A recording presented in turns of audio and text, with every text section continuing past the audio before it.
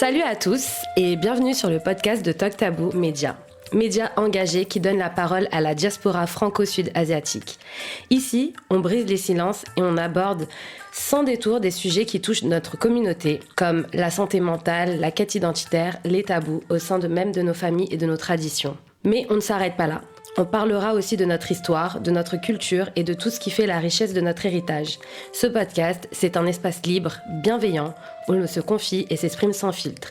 Alors installez-vous et bienvenue dans la conversation. Je me présente, je m'appelle Vimla, je suis animatrice podcast et responsable pôle média et événementiel pour Talk Tabou Média, que j'ai rejoint en septembre dernier et je suis heureuse d'accueillir Stéphane sur la thématique le colorisme. Donc on va échanger sur le colorisme. Stéphane va nous faire part de son expérience, de son ressenti, du combat qu'il mène contre le colorisme. Et donc je te laisse te présenter. Donc bonjour à tous, merci de m'accueillir ici, je suis très ravi d'être là. Alors moi je m'appelle Stéphane, j'ai 23 ans, je suis étudiant en alternance en école de commerce. Et que dire d'autre alors ? Tes origines ? Oui, alors je suis d'origine tamoule, enfin je viens de l'Inde du Sud, mes parents, ma mère est née à Pondichéry, mon père est né au Cambodge et ils sont venus en France et voilà, je suis ici. Ok, donc on va échanger sur le colorisme. Alors juste pour rappeler, le colorisme, vraiment pour faire simple, c'est un concept sociologique qui désigne la différence de traitement social entre les personnes à peau claire et les personnes à peau sombre. Donc tu m'as fait part de ta candidature pour parler sur le colorisme et j'aimerais savoir pourquoi c'était important pour toi de parler de ce sujet-là. Du coup, pour moi, c'est un sujet super important. C'est un sujet dans lequel nous, on est tous plongés, en tout cas, enfants d'immigrés. Plus particulièrement, enfin, c'est un sujet qui touche l'Asie, mais plus particulièrement notre communauté. Et on a tendance à penser, parce qu'on est en France, que ce sujet ne nous touche pas. Et c'est justement pour ça que moi, je tiens à prendre la parole pour dire que, enfin, pour alerter sur oui, ça existe en France et souvent on est confronté à ce sujet-là, mais de façon passif-agressive.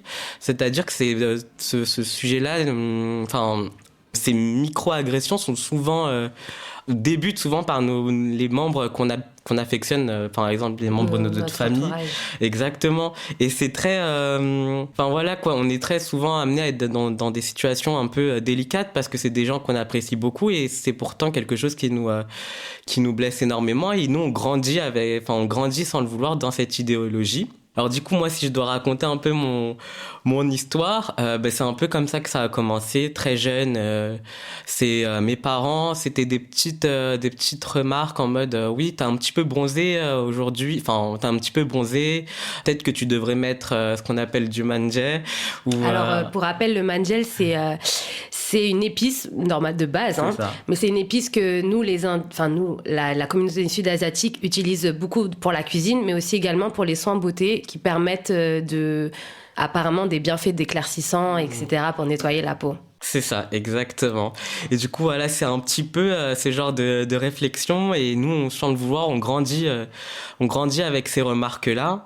Et ça nous affecte un petit peu. C'est-à-dire que moi, après un moment de ma vie, j'ai commencé, ça a été en automatisme où j'ai commencé, moi-même à faire ce genre de choses.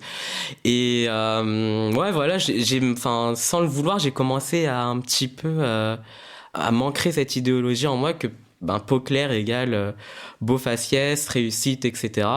Et ça a été compliqué de me défaire de cette idéologie en soi. Parce que même moi, avec mon entourage, sans le vouloir, je commençais aussi à répéter cet automatisme. Je disais, mais peut-être que cette fille, elle réussirait mieux si elle commençait aussi peut-être à s'éclaircir la peau. Et très vite, je me suis dit, et je me suis dit, mais non, faut pas que je tombe dans ça. Et c'est un beau jour, une amie qui travaillait sur un sujet, travaillait sur notamment le colorisme. J'y connaissais absolument rien du tout. Elle m'en a parlé et j'ai fait waouh. En fait, finalement, c'est exactement ce qui est en train de se produire sans que je m'en rende compte. Et même moi, je commence aussi à être peut-être l'auteur de ces micro-agressions. Ouais, ok. Et je me suis intéressée à ce sujet-là. Ouais. Et là, j'ai découvert tout un monde, tout un univers sur ce qu'on appelle des micro-agressions. Et en fait, c'est énorme. On se rend compte que c'est l'extension du racisme et que ça se produit en plus au sein de notre propre communauté. Exactement, d'une même communauté. Et finalement, je me suis rendu compte que le passé historique est assez violent parce qu'au final, on associait ça d'abord au caste, enfin, ceux qui avaient le privilège de rester chez eux, de ne pas travailler, avaient la peau claire parce qu'ils n'étaient pas assujettis au soleil, alors que par exemple ceux qui devaient travailler, eux au contraire étaient exposés au soleil, et c'est très vite devenu, en fait, de ce fait-là, la couleur de peau devient un marqueur social, et ça a continué avec tout ce qui est colonisation, etc. Où là par exemple, comme les colonisateurs étaient blancs, on a commencé à associer la couleur de peau non pas à un simple esthétisme, à un symbole de puissance. C'est ça. Et donc aujourd'hui encore, je trouve ça fou qu'on puisse continuer à faire des petites réflexions sur notre couleur de peau au sein d'une même communauté, alors que ça renvoie à tout un passé historique. Exactement. Et c'est même pas aujourd'hui, on nous le vend un peu comme un truc de beauté, alors que pas du tout ça. Ouais. C'est un critère de beauté qu'on nous impose aussi inconsciemment. Et c'est pas un critère de beauté, c'est un critère de puissance. Quand on me dit oui, tu devrais éclaircir la peau, c'est-à-dire qu'aujourd'hui, on me considère comme étant inférieur. Ouais. Et ceux qui ont la peau claire sont plus puissants que moi. Et c'est ça qui m'a fait sortir de cette chose-là et de me dire, en fait, non, ça va devenir un de mes combats, et je vais tout faire pour aujourd'hui alerter sur ça, en fait. Donc, si je comprends bien, donc toi, tu as vécu ça depuis ton plus jeune âge. Mm-hmm. Donc, on a un peu discuté, toi et moi. Tu as 2 sœurs. Est-ce que tes sœurs aussi ont été affectées par le colorisme ? Beaucoup plus. Beaucoup plus. Elles sont... je pense qu'elles reçoivent beaucoup plus de remarques que moi. Moi, je pense que c'était assez soft. Mais elles, c'était... Parce que c'est important de mentionner. Et puis, j'en ai fait part aussi, moi, lors de la conférence sur le colorisme, parce que j'ai participé. Donc, je vous invite à regarder sur YouTube. C'est vrai que nous, on a tendance, les filles, à en prendre plus parce qu'on est assimilé à, vraiment, comme on dit, un critère de beauté qui nous est imposé. Donc une fille claire est une fille beaucoup plus jolie. C'est pour ça que c'était important pour moi de te recevoir, parce que tu es un garçon et que tu vis du colorisme et tu as le courage d'en parler, et c'est hyper important de le dire. Mais les garçons aussi subissent du colorisme. C'est ça. Malheureusement, les filles, ça va beaucoup être plus dur, même pour plus tard. Quand on parle de mariage, etc., ça va être un critère, par exemple. Ou quand on va aller au soleil, non, faut pas. Alors que les garçons, après, je me trompe peut-être, mais j'ai l'impression que les garçons, on va leur faire des remarques, mais ça va être moins dur, même au niveau des remarques qu'on va dire. Ça va être moins dur. Après, je sais pas, toi, par exemple, donne-moi un exemple, qu'est-ce qui t'a le plus affecté dans ce qu'on a pu te dire ? Moi, c'est peut-être en fait, c'était tout le temps, ouais, t'as trop bronzé, tu devrais mettre ça, tu devrais faire attention à ne pas t'exposer au soleil. Ouais. Enfin, ouais, c'était des remarques très, très, très répétées. Alors que, ouais, mes sœurs, c'est beaucoup plus violent, je pense. C'est ça le terme que je cherchais tout à l'heure. C'est beaucoup plus violent. Et oui, je pense que, en fait, nous, chez les garçons, et c'est ça que, là, j'y pense, c'est que nous, on reçoit des remarques, mais c'est que, au final, comme c'est perçu comme un idéal de beauté, on se dit directement, idéal de beauté fille. Donc nous les garçons, et c'est peut-être pour ça que j'ai fait cette erreur, c'est de moi aussi commencer à être auteur de ces micro-agressions. Et aujourd'hui t'as beaucoup de garçons qui ont, je pense, vécu du colorisme, et qui ont un peu pris le même chemin que moi. Ils se sont dit ouais, mais ça concerne plus les filles. Alors du coup moi aussi je vais m'octroyer ce droit de dire à filles, non mais moi on m'a dit quand j'étais petit que que peau claire égale beauté. Du coup toi aujourd'hui, comme on considère que c'est les filles qui doivent faire des efforts, toi tu dois être claire de peau pour me plaire. Mais tu sais, je vais te raconter une petite anecdote qui est par rapport à ça. Mais même moi, quand j'étais plus jeune, on m'a déjà dit, quand moi j'ai demandé pourquoi les filles, c'est plus grave d'être foncée par rapport aux garçons, on m'a dit, mais un garçon, c'est pas grave, s'il est foncé, il reste beau. Alors qu'une fille qui est foncée, on la met à la poubelle. On m'a dit exactement cette phrase-là. Je trouve ça. Et tu vois, et c'est parce qu'un homme, c'est pas grave. Ça reste pas grave. Même s'il est foncé, c'est pas grave. Une fille, c'est beaucoup plus grave entre guillemets, alors que ça représente rien. Bah oui, c'est ça. En fait, on résume la fille à son physique, alors qu'un homme, comme tu l'as dit, c'est pas grave parce qu'il a d'autres atouts, soi-disant, il travaille, il ramène de l'argent, alors qu'une fille aujourd'hui, ça peut faire la même chose. En fait, on veut pas grandir, et c'est ça qui me fait mal dans notre société, parce qu'aujourd'hui, quand on regarde tous les produits de beauté en Inde, la plupart, et ça, je trouve ça fou, contiennent des produits éclaircissants.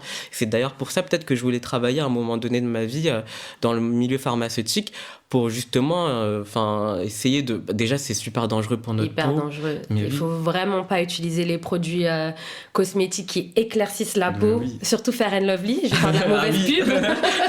Mais vraiment, c'est hyper cancérigène, vraiment nocif pour la peau, on sait même pas ce qu'ils mettent dedans. Et puis en plus, j'ai appris récemment qu'en Inde, ils faisaient des injections intraveineuses pour éclaircir, pour devenir clair, soi-disant. Ouais.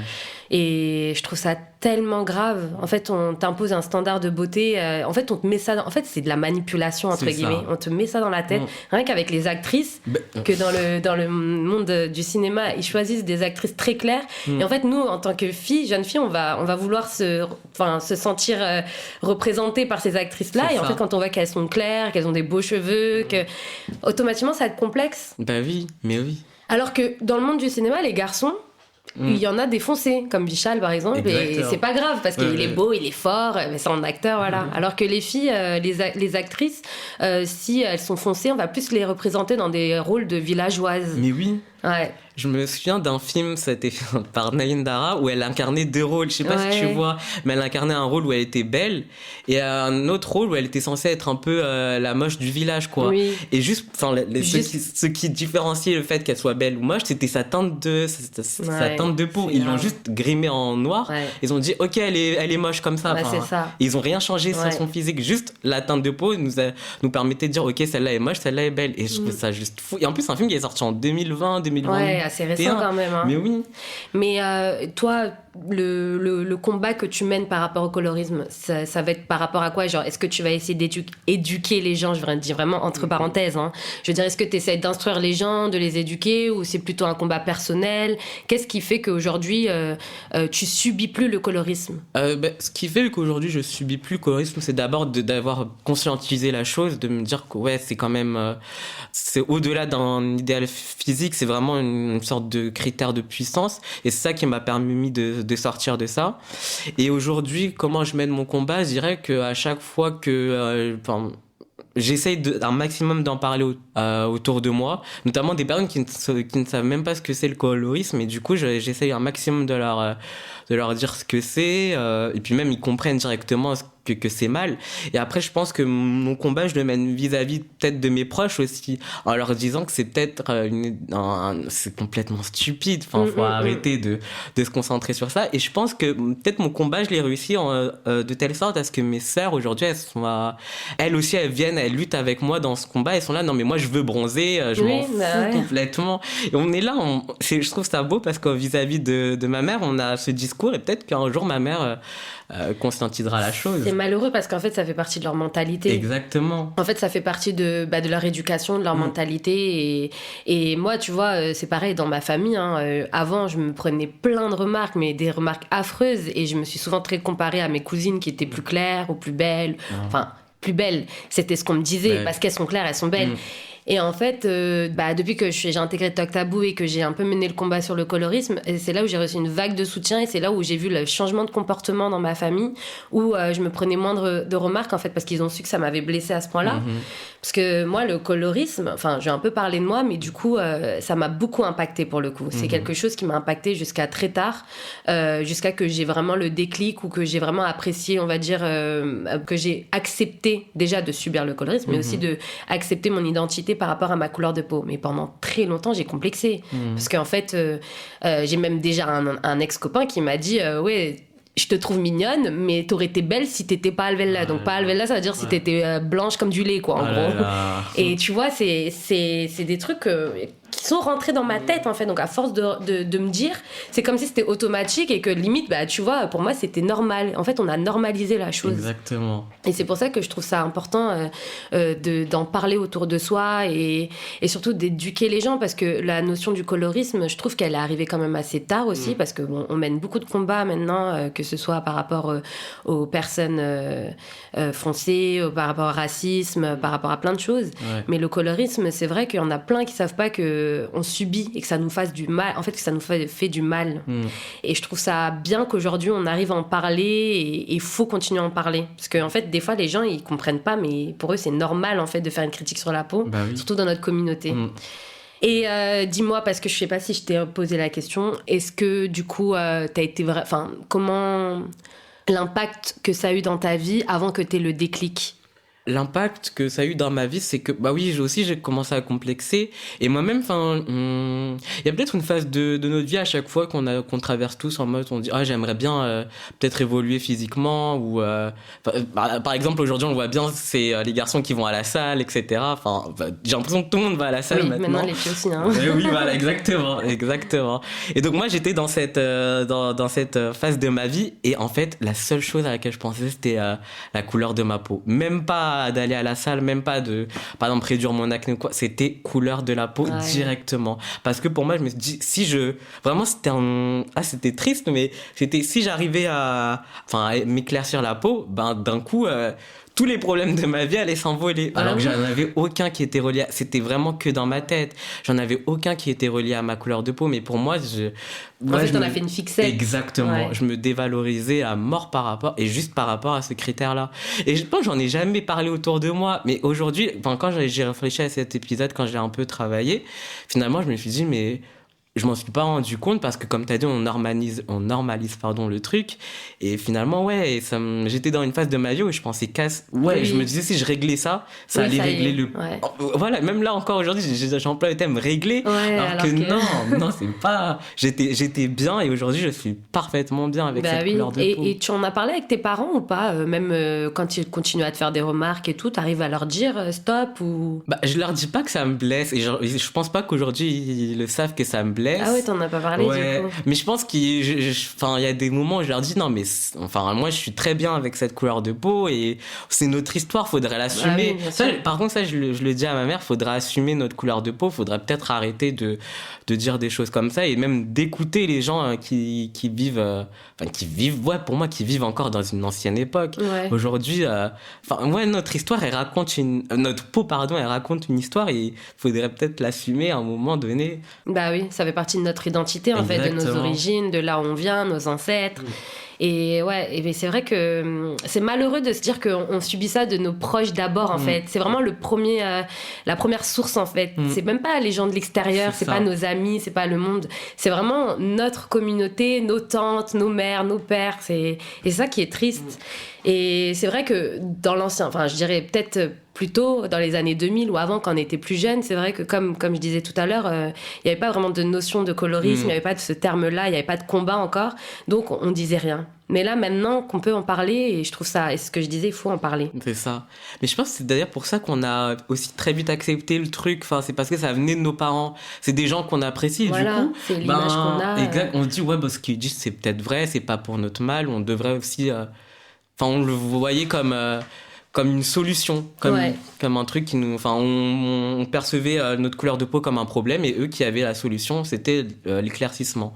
Du coup, c'était peut-être pour ça qu'on a accepté le truc sans parler au final aussi. Et du coup, là, aujourd'hui, comment tu conseillerais quelqu'un qui a ce complexe de la peau foncée ? Pour moi, d'abord, ce serait comme je l'ai fait, ce serait de réaliser que c'est pas un critère de beauté, qu'aujourd'hui, si on fait face à ce problème, c'est de réaliser et de faire réaliser à la personne qui nous fait subir cette microagression que c'est quelque chose qui renvoie à un sentiment de puissance. Au final, c'est même pas, c'est comme si tu me disais, oui, toi, t'es inférieur, et moi, les personnes qui sont claires de peau, sont supérieures à nous, alors que pas du tout. Faudrait peut-être réaliser que c'est pas du tout, quand on dit ça renvoie à quelque chose de super puissant au final. Et du coup, ce serait de réaliser ça et de se dire au final, d'accepter que notre couleur, elle est super belle. Et en fait, moi, ce que je conseillerais, c'est de pas se fier aux films bollywoodiens parce que eux, c'est pas du tout représentatif de notre société. Et au contraire, de peut-être se rallier à la cause hollywoodienne où, par exemple, quand je vois les actrices indiennes qui marchent beaucoup. Exactement. Et en plus, c'est que des dark skin. Ouais, des dark skin, je me dis, attends, mais c'est le pays d'à côté qui est plus représentatif du pays qui est censé représenter notre propre culture. pays, en fait, ouais. Exactement. C'est fou, hein. Parce que, en plus, c'est nous, dans le cinéma hollywoodien, c'est comme ça qu'ils représentent notre communauté avec des filles foncées et c'est des films magnifiques. Et en plus, il y en a, elles représentent des vrais rôles comme dans la série Bridgerton. Oui, Bridgerton, pardon. C'est une princesse, quoi. Une princesse, je sais pas, j'ai pas regardé la série, mais je veux dire, c'est pas un rôle négligé, c'est pas une esclave, c'est pas Et je trouve ça tellement beau, en fait, que le monde, comme tu dis, le pays d'à côté, qui est beaucoup plus représenté à l'international, et ben, il nous représente comme ça. Et notre propre communauté, non, nous, on est plus négligés, on va plus avoir des sous-rôles ou des rôles qui nous représentent pas forcément, en fait. Bah oui. Clairement pas. C'est ça que je me disais. Enfin, j'avais vu un tweet justement qui comparait les deux et qui d'ailleurs en plus c'est ça qui est fou et qui en plus comparait la liste des candidates Miss Ninja. Oui. Je me suis dit mais attends, enfin il y en a aucune ils ont mis aucune dark skin et c'est là qu'il faut qu'on réalise qu'en fait le problème il vient pas de nous mais il vient de la société. Exactement. Mais de là-bas. De là-bas. Est-ce que tu penses que là-bas ça va évoluer un jour? J'espère, parce que j'en parlais avec des potes récemment et on m'a dit qu'on commence à avoir des petites actrices avec dark skin qui jouent des rôles normaux quoi. Et ouais, important. Et j'espère en tout cas. Enfin, il y a tellement beaucoup de choses à changer dans la société en Inde. Mais ça évolue lentement. Et notamment, il y en a. Enfin, je sais qu'il y a des actrices, des grandes actrices qui commencent à prendre la parole sur d'autres sujets plus ou moins importants, notamment vis-à-vis du rôle de la femme dans notre société. Et du coup, je me dis peut-être qu'un jour, ce sera aussi le combat. Ça deviendra notre combat. Enfin, le combat des grandes stars, peut-être un jour. Après, il faut se dire qu'aussi ici, ça arrivait très tard le sujet du colorisme. Mais peut-être qu'en Inde, ça commence à évoluer et peut-être qu'un jour ce sera... Après l'Inde, on parle de l'Inde mais il y a le Sri Lanka, il y a d'autres pays aussi parce qu'au Sri Lanka aussi après les gens subissent beaucoup de colorisme aussi mais on va parler de la communauté tamoule on va dire mais ce que j'allais dire c'est que l'Inde c'est un pays qui se développe énormément et puis il y a beaucoup de richesses là-bas aussi mais c'est vrai que je pense que comme je l'ai expliqué moi dans la conférence je pense que c'est plutôt dans les petites communes, les petits villages et tout, c'est là je pense que ça va être plus lent peut-être parce que du coup ça va rester c'est une mentalité qui est ancrée en fait et je pense que c'est une mentalité qui est ancrée et du coup ça va pas évoluer dans ce sens-là à moins que des grandes actrices prennent la parole etc parce que ça sera leur seule source on va dire pour s'identifier mais c'est vrai que je pense que ça va être compliqué mais je l'espère après c'est sûr ça va prendre du temps mais faudra y passer un moment et quand ça passera on sera tous là. Et donc aujourd'hui, tu acceptes du coup ta couleur, tu acceptes la personne que tu es et t'as vraiment plus de soucis avec ça? Du tout, complètement. Je me dis que ma couleur de peau, c'est une histoire, c'est une identité. J'en ai plus honte et au contraire, je pense que les gens le voient. Enfin, je suis plus ça s'inscrit dans une démarche d'acceptation de soi-même et je suis très content. Pour moi, ma couleur de peau, c'est ma couleur de peau et à n'importe qui, je dirais d'être fier de sa couleur de peau parce qu'on retranscrit chacun une histoire, une identité. Et surtout en France, en fait, on a de la chance, on a cette chance de vivre dans un pays multiculturel où, voilà quoi. Enfin, on a chacun des histoires différentes à se raconter et ça passe. Par notre peau. Par notre couleur de peau. Exactement. Ouais, et juste comme ça, est-ce que tu n'aurais pas une petite histoire ou quelque chose à raconter sur la pire chose qu'on t'a dite par rapport à ta peau? Sur la pire chose qu'on m'a dite sur ma couleur de peau? Alors, c'est peut-être pas du colorisme parce que ça venait directement d'un de mes camarades de classe, mais ce serait plutôt, ta couleur de peau, c'est couleur caca, quoi. Et ça, je me suis dit, waouh, c'est directement du racisme, quoi. Mais bon, après, je me dis, il y a peut-être des gens dans notre communauté qui pensent ça aussi, du coup, c'est la pire chose qui m'est... On va la comparer, justement. Oui, je me rappelle quand j'étais jeune, c'est vrai que j'ai eu cette comparaison aussi, pareil. Et c'est vrai que, du coup, on va comparer la couleur de ça à notre couleur de peau et c'est dur, violent. C'est extrêmement violent. Ah oui. Enfin là on rigole mais c'est pas drôle mais c'est juste dire que en plus quand on est jeune le monde est on est très méchant on est très très méchant et on prend les choses beaucoup plus à cœur mais c'est vrai que moi j'ai déjà eu cette comparaison aussi c'est horrible franchement moi je sais que moi j'en ai vécu après moi je vous invite comme j'ai dit à aller regarder ma conférence sur YouTube mais c'est vrai que le monde est méchant par rapport à la couleur de peau les gens surtout dans notre famille ils ont pas de limite on dirait c'est vraiment et ils se rendent pas compte que ça peut blesser moi franchement aujourd'hui je suis contente j'assume ma couleur de peau j'ai vraiment pas de problème avec ça mais j'espère que j'arriverai à faire en sorte que mes enfants, s'ils sont foncés de peau, ne complexent pas de cette manière. Mais c'est vrai que ça passe par l'entourage. C'est ça, par l'entourage, l'éducation. C'est vrai que nos parents ne sont pas forcément de... Bah après, c'est pas forcément des sujets qu'on évoque, mais l'acceptation de soi, c'est pas des sujets que nos parents évoquent. Mais du coup, peut-être que nous, avec notre génération, on pourra éduquer nos enfants sur le fait de s'accepter entièrement, peu importe notre couleur de peau, notre origine ou que sais-je. Donc, je sais que toi, tu travailles avec BBK Battle. Et donc, je voulais savoir, parce que moi, j'ai eu une expérience un peu professionnelle comme ça. Est-ce que toi, tu vois dans... Alors, j'explique juste BBK Battle. C'est un événement que vous organisez tous les ans. C'est ça. Où vous interposez des équipes avec des différentes danses sous forme de battle. Exactement. Et je voulais savoir, est-ce que tu as remarqué que dans ces événements-là, il y avait du colorisme ou pas dans les critères de sélection ou parce que oui, le racisme, c'est une sorte de racisme déguisé. Mais voilà. Alors nous, chez BBK Battle, on a une politique qui est assez qui est très encadrée par rapport à tous ces genres de dérives, parce que du coup, nous, on demande à des jurys de choisir très souvent entre des candidats lors des battles. Et nous, on veut vraiment pas que ça soit, que le jugement des jurys s'axe sur d'autres choses hormis la danse. D'accord. On veut vraiment que ce soit la danse qui soit jugée et pas les critères physiques, comment un tel était habillé, si tel est plus clair ou foncé de peau. Du coup, ça, c'est aussi...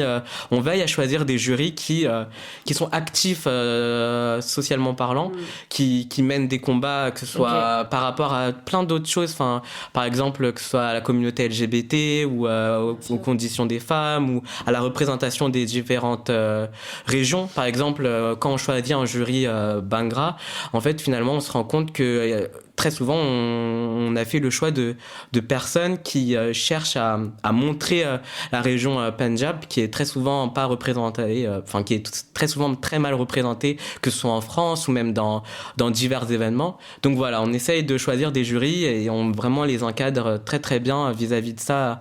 On est assez strict par rapport à ça. Mais là, je parlais de BBK Battle, mais je veux dire, même toi, dans le monde professionnel ou dans tout ce que... Dans la vie, dans le quotidien, est-ce que tu vois ou tu as été témoin de situations de colorisme, tu sais, dans des critères de sélection ou autres? Moi, j'en ai pas forcément subi. Après moi, du coup, je mets pas ma photo ma photo sur mon CV. Et en fait, moi, je sais pas si c'est une chance ou quoi que ce soit, mais mon nom, c'est vraiment Stéphane Larcher. Du coup, il y a pas du tout une consonance indienne ou quoi que ce soit. Du coup, j'arrive à mon entretien et peut-être parfois les recruteurs sont un peu étonnés. Et ça, c'est un souci que ma grande sœur a rencontré aussi, parce qu'elle a le même nom de famille, elle a un prénom aussi à consonance française. Et par contre, elle a subi ce genre de discrimination. Par exemple, les recruteurs qui s'attendaient à recevoir une personne blanche et qui au final tombent sur une personne bien dark skin, etc. Du coup, ils étaient un peu surpris et parfois... C'est vrai? Ah oui. Ah oui, elle m'a dit qu'elle le ressentait. Comment?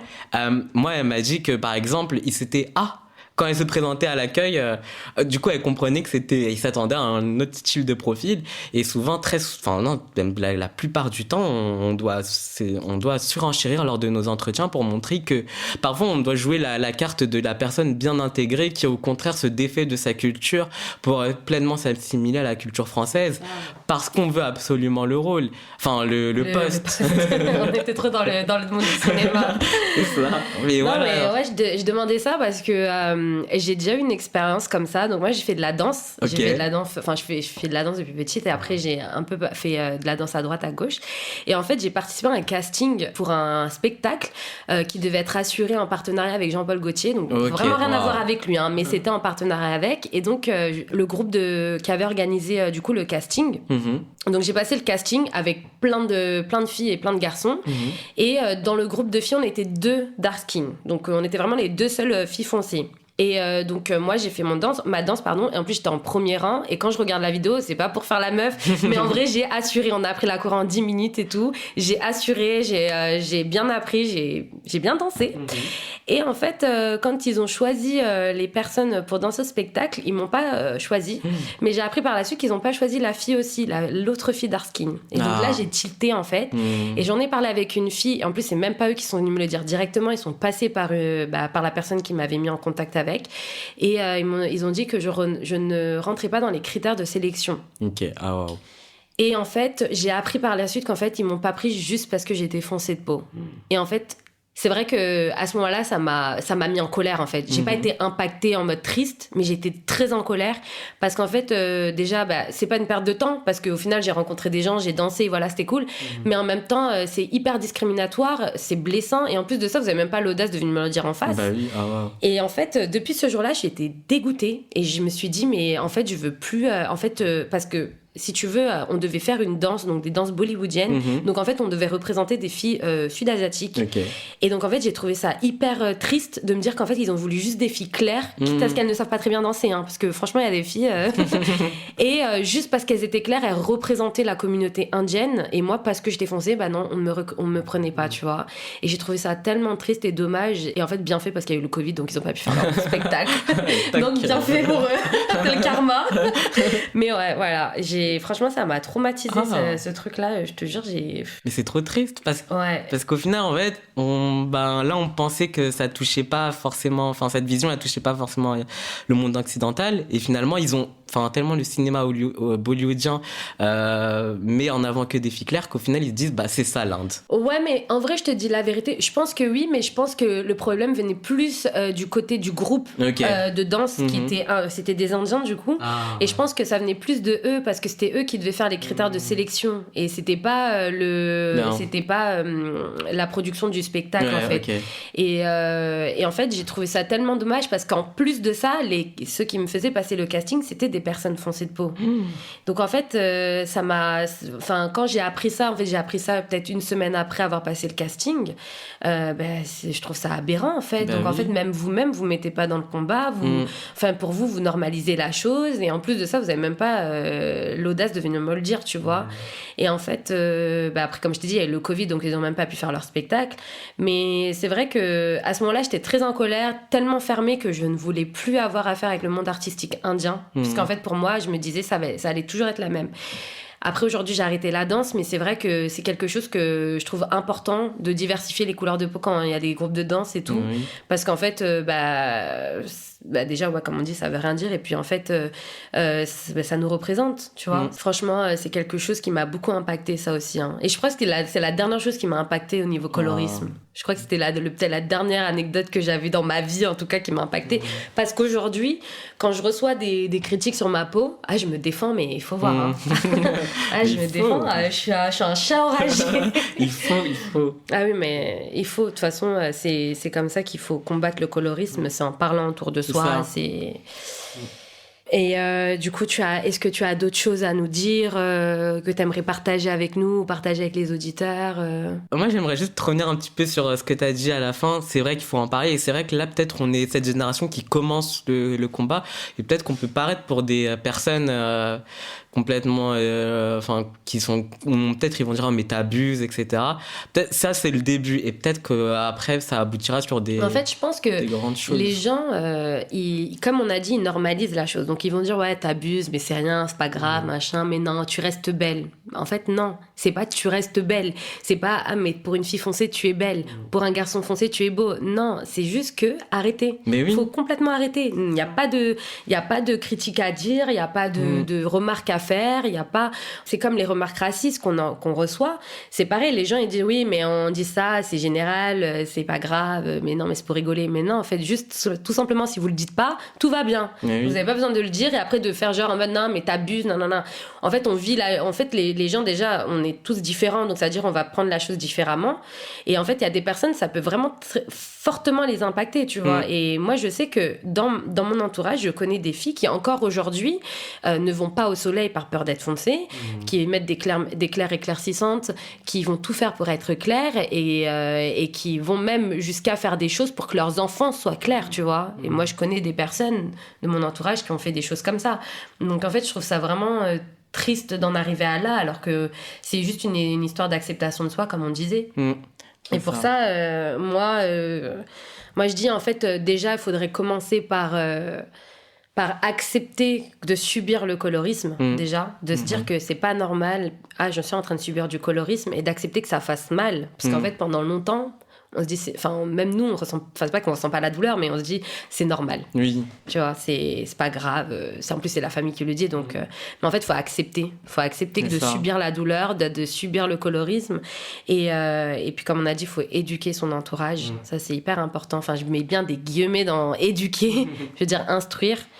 Et puis surtout, il faut apprendre à s'aimer. En fait, il faut apprendre à aimer sa couleur et à surtout comprendre notre identité et que savoir notre couleur, c'est notre identité. C'est ça. Et qu'on est beau, même si on est noir, on est beau. C'est ça, exactement. Peu importe, la beauté, c'est même pas physique en plus. C'est ce que tu représentes toi. Exactement. Il y a des personnes qui ont du charisme alors que ils ont du charisme mais ils sont incroyablement beaux. Enfin, tellement ils ont de charisme. Mais c'est ça. Peut-être qu'aujourd'hui on passe pour des fous, mais au moins on est moi ce que je me dis, on est des pionniers dans ce combat. Donc moi j'ai envie de dire aux gens, rejoignez-nous et peut-être plus tard vous pourrez dire aux petits enfants, mais moi tu sais, il y a quelques années j'ai été pionnier et j'ai combattu pour ce combat pour qu'aujourd'hui tu t'acceptes pleinement et fièrement. Donc ouais, rejoignez-nous dans nos combats, les gens. Ouais. Et en plus, le combat, il peut se faire de différentes manières. Exactement. Comme on a dit, en parler, représenter les gens. C'est-à-dire que même quand tu vois des comptes de filles dark skin qui combattent le colorisme, partager en masse. Partager en masse, montrer que vous êtes avec, vous soutenez cette cause. Et puis après, il y a aussi le fait tout simplement de ne pas faire de remarques aussi. C'est de comprendre aussi le colorisme, qu'est-ce que c'est, et d'éviter d'en faire aussi. Et je trouve ça... Enfin, je pense que c'est important aussi de le dire parce que je pense que, comme tu l'as dit au début, nous-mêmes, on en a fait du colorisme parce qu'en fait, on nous a mis ça dans notre crâne. Et tu vois, c'est là où tu dis c'est vraiment de la manipulation. Des trucs qu'on te met dans le cerveau dès ton plus jeune âge et c'est horrible. S'il y a des parents qui nous écoutent, voilà. Faut pas dire à vos enfants d'éclaircir la peau, mais au contraire d'être dans cette démarche de leur dire qu'ils sont... Juste même de leur dire qu'ils sont beaux ou belles, etc. C'est quelque chose d'énorme qui va jouer énormément sur... Sur l'acceptation de soi. Exactement, sur eux-mêmes. Donc voilà. Le petit conseil aux parents qu'il a donné.